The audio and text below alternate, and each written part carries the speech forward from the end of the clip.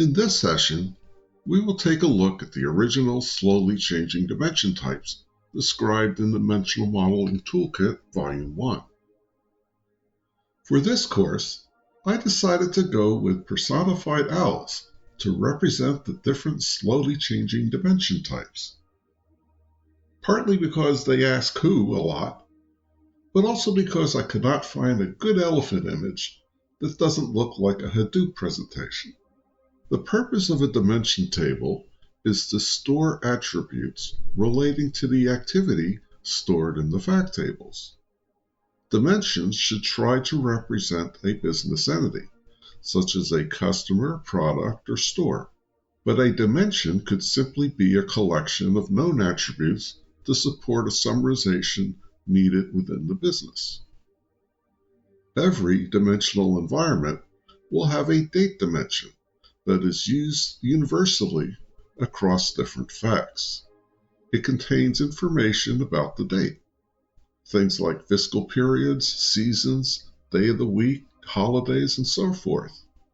The original dimension types are design patterns describing how data is stored depending on the need for a historical record of dimension changes. So Dr. Kimball described 3 patterns.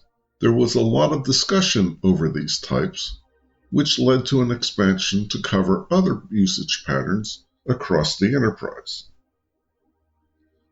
This was covered in the 3rd edition of the Dimensional Modeling Toolkit. Slowly changing dimension type 1 provides no history. It is current data only. The dimension has a surrogate primary key and a natural key. There is a one-to-one relationship between the two. Both are unique and immutable. Each provide a distinct identity for the row. Generally, the updates are driven by the natural key, as that is how source data is received. The first row shown is the original row for that customer. Notice the insert batch key and the update batch key are the same. This indicates it's the original row. Another approach is to leave the update batch key null, meaning the row has not been updated. The second example shows the row after it has been updated. In this example, the customer category code has changed from FQ to PR. The row is updated in place. Usually there is an index structure on the natural key that includes the primary key for lookup during ETL processes. Caching on the index is used to speed that process. At this point, I would like to emphasize the importance of batch keys. All data loads, even real-time loads, are controlled transactions. Whether it is one transaction or a million, it's still a single update event. We call that a batch, and you should collect metadata such as when it was run, what process was run, or maybe control totals, or whatever your audit people need. These keys reference that information. This is not considered a snowflake, as these keys are never used in conventional analysis queries. Their use is primarily for audit and technical support reasons. I strongly recommend, at minimum, a simple logging of the load process, when it happened, and what job was run. Some sites include control totals and row counts and other information. Through the batch keys, this information covers every data element in the warehouse. I would also like to point out that if your site does not permit null foreign keys, the null value gets set to the companion batch key value. So when you see a row where both the insert and update batch keys are the same, it means that the row has never been updated. Another suggestion I would like to make is if your table is very wide, use a small CRC hash to detect change. This is from a technique used in data transmission. The sender will use a standard algorithm to calculate the CRC from the data it is sending. Then it sends the CRC to the receiver. The receiver does the same calculation and compares its number to the one from the sender. If they match, the data is good. If they don't, the receiver sends an error code back asking for retransmission of the data. If the numbers match, the data has not changed and the row is skipped. If they don't, something is different and the update is applied. The hash saves having to check each column individually. Originally, this was an 8-bit hash, so you had a 1 in 256 chance of missing an update. This was quickly changed to a 16-bit hash, and today you can use any hash function you want. A 32-bit hash in this application is overkill, but will not impact performance and essentially eliminates any chance of a missed update. The Type 2 dimension maintains a complete history of dimensional change. This table has 2 surrogate keys and a current flag. The primary key is referred to as the Type 2 key and identifies the historical row. The second key is the Type 1 key of the entity. This serves, along with the current flag, as a compound alternate key to the table. This alternate key is used to access the current version of a dimension row. When the new Type 2 is created, both keys have the same value as the entity has no history. The current flag is set to true. The first row in this example is the original row for the customer. In a subsequent update, the Type 1 key is used to locate the row whose current flag is true. If the data has changed, the old row is updated, setting the current flag to false, and a new row is added with a new Type 2 primary key.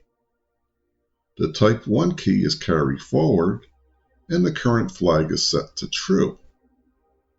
The green areas identify columns that have changed during this update. This design works well and reliably maintains dimensional history, but there are issues with it. The Type 2 key is stored in the fact table. It points to the dimension row in effect at the time of the transaction. The problem is, most people want current data. To get to the current dimension row, you start with the Type 2 key to join to the historical row. Then you must perform a self-join on the table using the Type 1 key to locate the row whose current flag is true.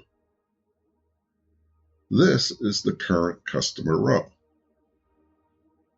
This works, but it became a big annoyance for analysts and IT to deal with.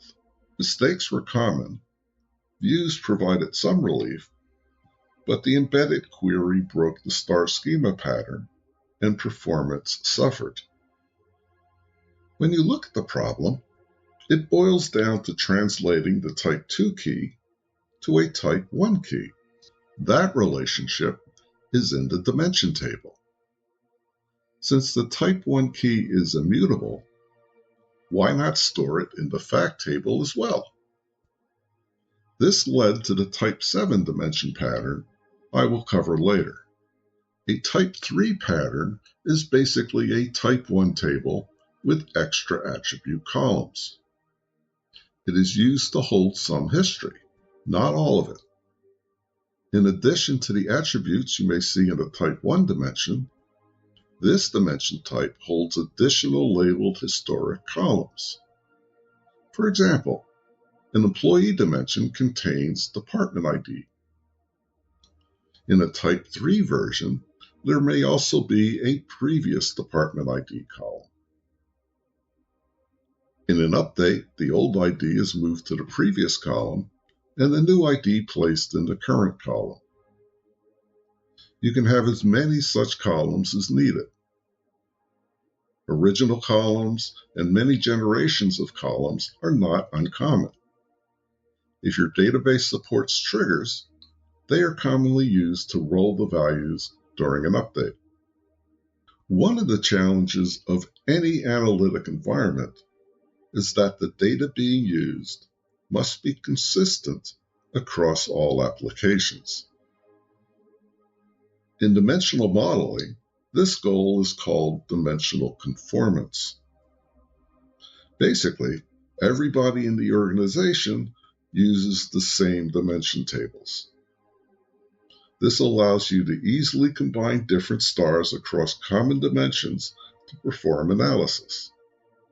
This also speeds production of new stars in other subject areas, as many of the dimensions have already been built and developed. This is easy to achieve, but runs into issues when dealing with security, privacy, or departmental concerns. Sometimes you can handle it using the front-end environment and block access based on permissions. Other organizations will manage dimensions in a central location, then publish clean versions to specific audiences. Also, large multinationals need to consider a multitude of privacy regulations, including the physical location of some data. Cloud environments can handle these requirements, as well as give you the ability to integrate the data in a broad view across the organization. Also, since fact tables are nothing more than surrogate keys and numbers, they do not provide PII or anything identifying what the data is about. As such, a fact table can be anywhere, covering anything, but to be meaningful, you need the dimensions. By localizing the dimension tables, a large organization can control how the data is consumed. So, these are the original dimension table patterns. In his book, he also wrote about junk and degenerate dimensions. Junk was described by him as a dimension to capture attributes that do not fit in the existing plan or model.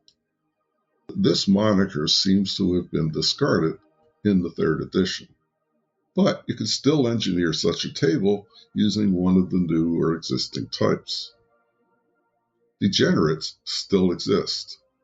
These will be discovered in another session covering new and unusual dimensions.